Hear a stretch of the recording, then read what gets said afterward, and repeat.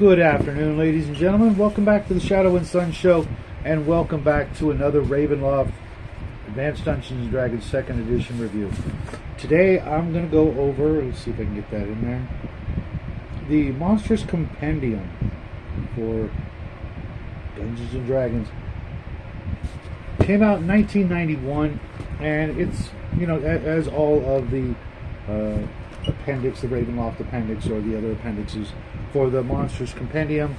It's basically a folder with a whole bunch of loose leaf sheets for your Monstrous Compendium 3-ring or whatever ring binder. This has got 5 holes in it, I suppose. If you couldn't find the actual binder, they spaced the holes out so that you could, you know, put it in some other sort of binder. But to be honest, I hated it. I hated the whole concept. It would have been better to just saddle stitch it or bind it some other way. Invariably, I found that these holes would clip off words. As you can see right here, they're, you know, the holes are literally clipping off some of the words, and that's just a bad idea. Now, it also came with, I don't know if this is complete, but several dividers of nice artwork. It's actually a really cool gargoyle picture, and werewolf or wolfware or jackalware. I don't know, I can't really tell. It doesn't really matter. And I think there's another one I missed. Yeah. Just a unicorn hanging out with some skeletal friends. All would have been unnecessary, or it could have been used as just full color art for a regular bound book. I've seen books of theirs that were covered that were about this thick. I didn't count the number of pages, but you know, they went with it, they ran with it, and they made a lot of extra money. And I don't know what they charged for this one. $10 back then. Even today, that's kind of steep. I think if they would have cut out the weird folder, or, you know, because believe it or not, the folder that it comes in is several folds, and if it had just been a 2-fold, that would have actually saved them, believe it or not, back in the day, almost $1 right off the bat. Just saddle stitched it, would have been fine. But let's get on to the things I do like about it. Or is there one more thing that I think is unnecessary? You know, the repeat of what all of the stat block stats mean, taking up a full page almost. Seeing as how it's going into the Monstrous Compendium, I believe that page would end up getting repeated multiple times throughout the course of all the different appendixes, so kind of unnecessary.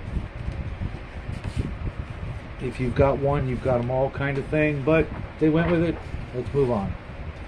A nice little chapter, well, page of helping you out with the encounters in Ravenloft, as well as encounter tables of creatures from other compendiums. The generic Forgotten Realms, Dragonlance, Greyhawk, Carter, Spelljammer, all of 2 creatures from Spelljammer. The Outer Planes and the Spelljammer, I'm not sure, the second version, which is dumb. They should have just compiled them all into one. They probably knew what they were going to do at the time, or, you know, hold off on printing it out. The Outer Planes one, I'm not sure if I have it, but I really hated the way 2nd edition changed all the names and, you know, took out the word demons and devils. That was cowardice, in my opinion. Nothing less. Now, the monsters themselves, there are some great ones, and I'm going to try and whip through these. The Basilisk is sort of a dream eater, actually kind of scary, but not bad. I would have changed a few things. Ravenloft bats, okay, fair enough. The Bolin, which is sort of a undead sailor, which seeing as how very little aquatic or nautical adventures there would be in the Ravenloft demi-plane. Okay, I would actually put more creatures like that and open it up a little more, because horror on the high seas sounds like an absolute blast. Broken Ones, more or less just mongrel men with a little twist.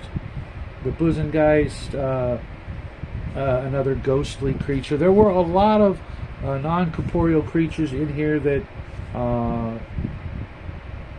I get it, but the Banshee, the Ghost, the Wight, the Shadow, the Wraith, the Shadow, the Spectre, that'd be all I need. Adding more with subtle little details here and there. It would have been nicer if they just made a book of all of the things, the intangible things that go bump in the night. The Darkling, I kind of like them. They're basically gypsies that have been exiled, and after a while they start to mutate. But given that they only have 2 hit dice, it should have been variable. But it's still a good idea. Now, this I just had to laugh. The Doomguard, a blatant ripoff, almost 80%, right out of the Arduin books. The Doomguard in Arduin was one of the most terrifying encounters you'd ever come across, and they turned it into a clanking, pitiful suit of armor walking around. They could have given it a different name, because the Doomguards from Arduin are very stylized, very almost factory-made, enchanted suits of armor that will hunt you down and pretty much kill you. But you can find more about that in the new Arduin reprint trilogy book. There's a full chapter on them. They are so terrifying. The Doppelganger Plant, I could not help but bust a gut when I read this. This is the pod people from Invasion of the Body Snatchers, one of the greatest horror stories of its era, and years to come it would continue to be something we still here in the 21st century still talk about pod people all the time. The elemental section, it was actually a bit of fun, their own take on elementals, seeing as how they don't really come from the elemental planes. They're new. The what was it, the Pyre, Blood, Mist, and Grave. I've actually used Blood Golems and Blood Elementals before I knew that they existed in Ravenloft. The Pyre, that makes sense.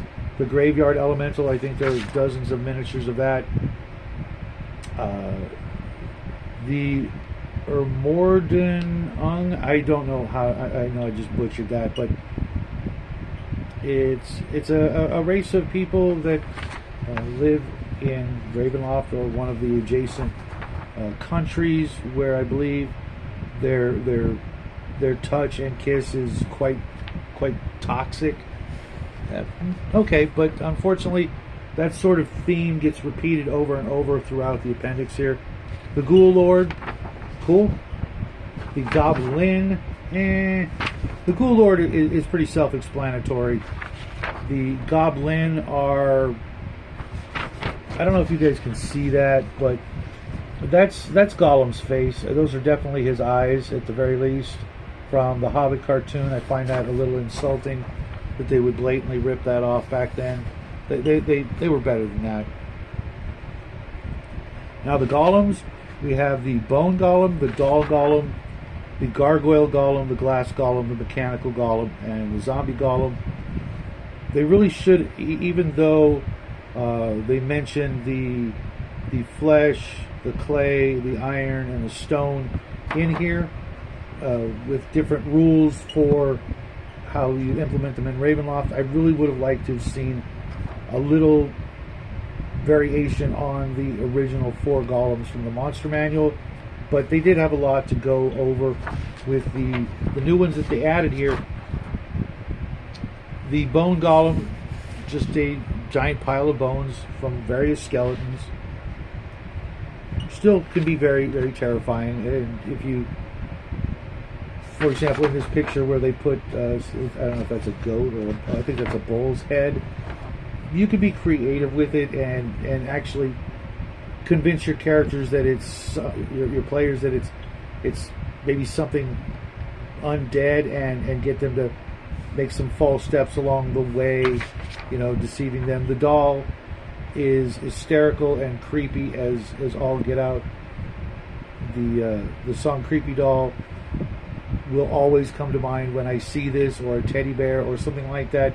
Just absolutely horrific. The gargoyle and the glass golems I really enjoyed.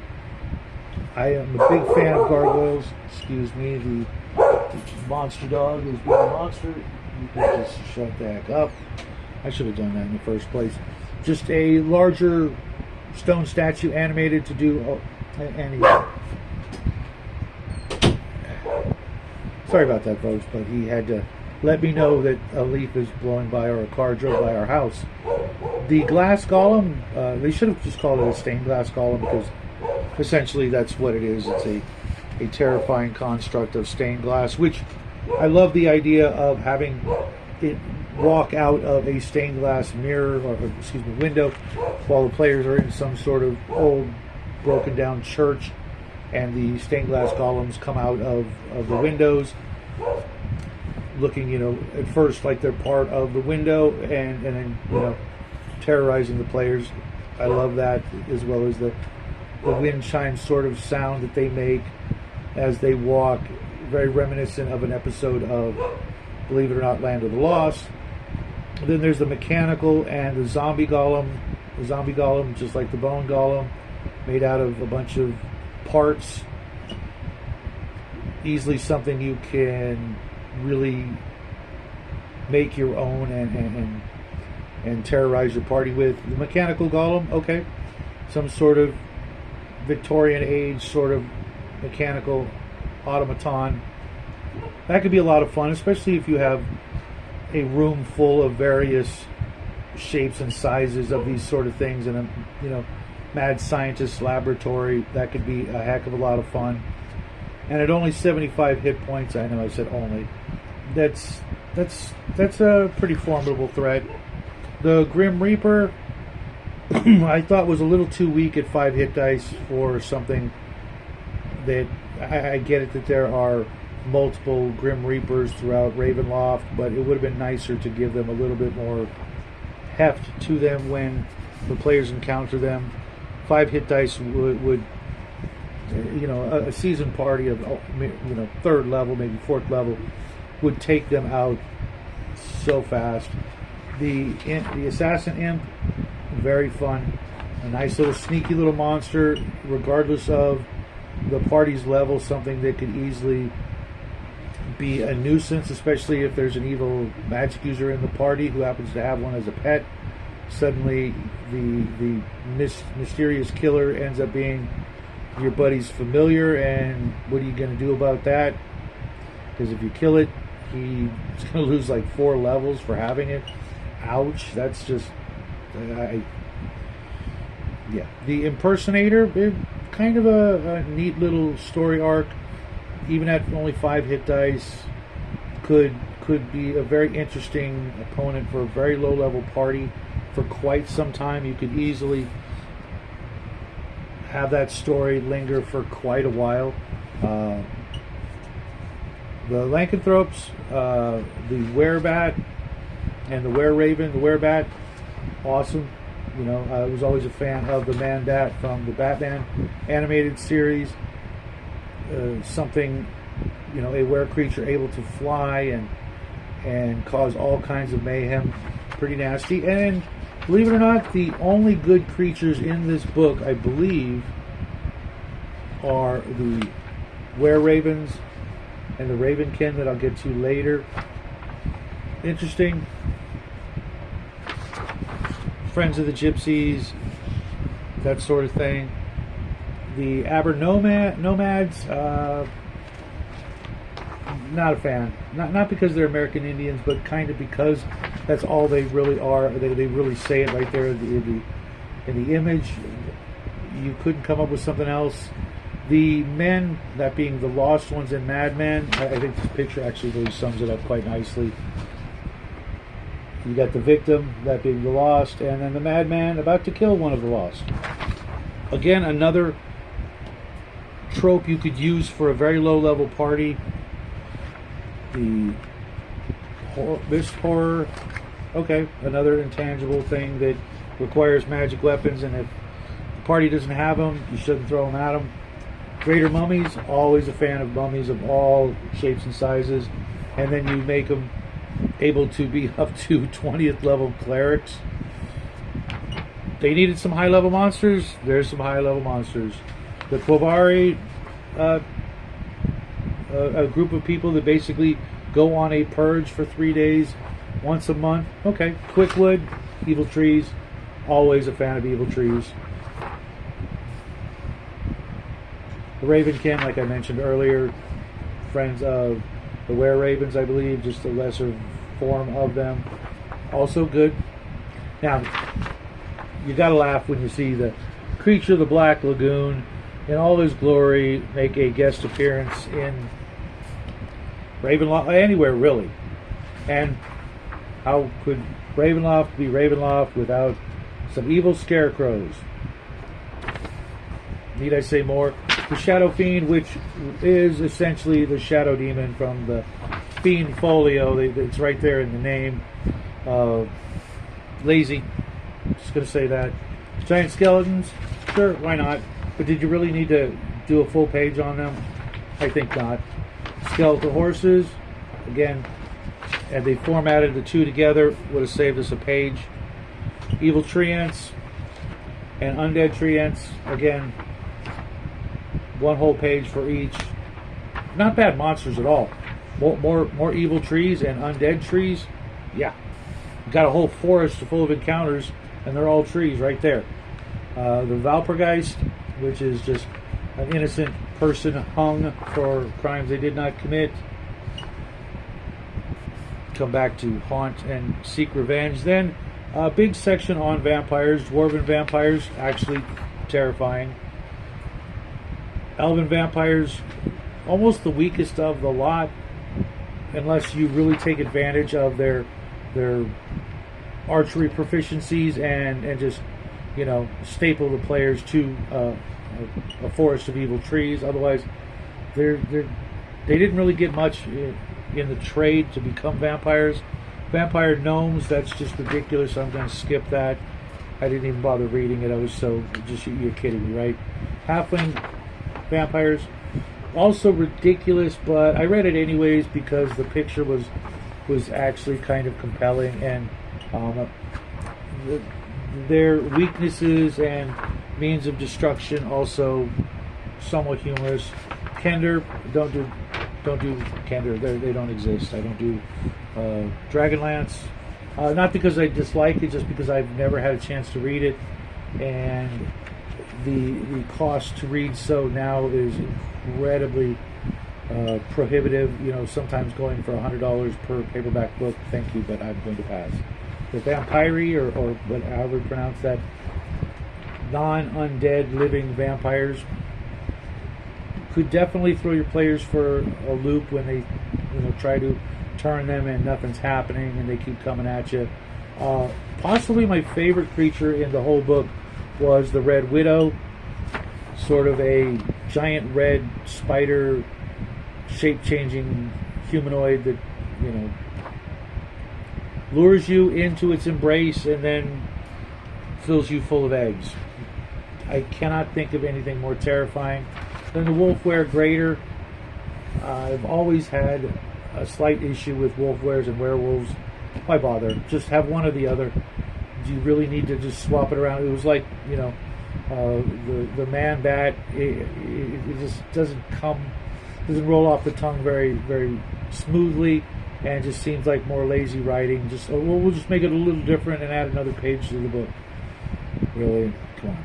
And finally, the Zombie Lord. Not much different than the Ghoul Lord, but definitely something I would throw at the parties. One of each in their time in Ravenloft. You know me, I don't like to duplicate monster encounters. Once you've encountered wraiths, you probably won't encounter them again. Same with trolls and things like that. You know, at the beginning, of course, they're going to run into orcs and goblins and things like that.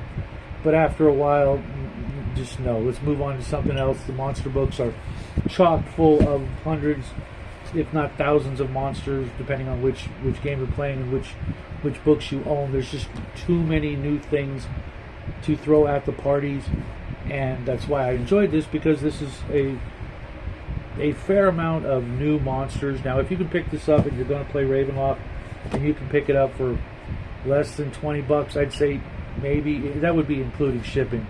But if you're forced to pay something like $25-30, it's really, really not worth it. Heck, if you have a friend who owns it, photocopying it would be a breeze, because it's out of print, I believe. You might be able to find it from drive-through, in which case it's probably bound for you, which would make for a better product. Because one of the things I hated the most about the Monsters Compendium and the binder issue, you know, trying to